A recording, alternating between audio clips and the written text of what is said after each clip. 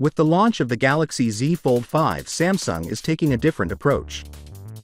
With each passing day, the company continues to surprise us, and the Galaxy Z Fold 5 is the latest surprise.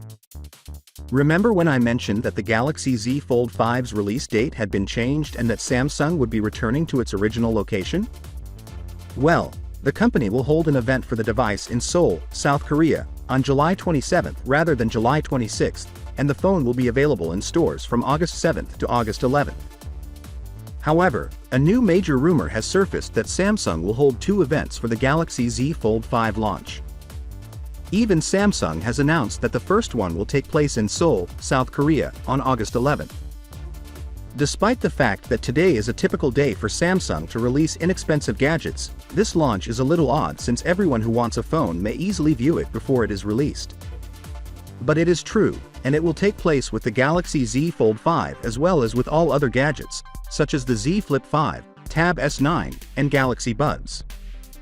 We're all worried about the battery life since there have been rumors that the Z Fold 5 would have a larger battery in the past, but all of them use the same 4400 mAh power battery. A new display technology will be added by Samsung as well, one that is brighter than previous models. If you receive a new technology, it will undoubtedly use less battery power.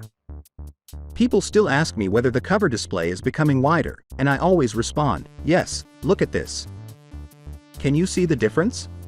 In the end, there isn't much of a difference between the 4:4 and the 4:5 other than the hinge, which is smaller and more attractive on the 4:5 but doesn't make it wider than the 4:4. The cover display will be the same size as the 4.5 7.6-inch inner display. This much higher cover display is included for a purpose, maybe to improve phone gripping, and you can unfold your phone to reveal a larger display when necessary. The Galaxy Z Fold 5 has received a number of changes, including a better hinge with the highest level of durability, which is something we were all hoping for.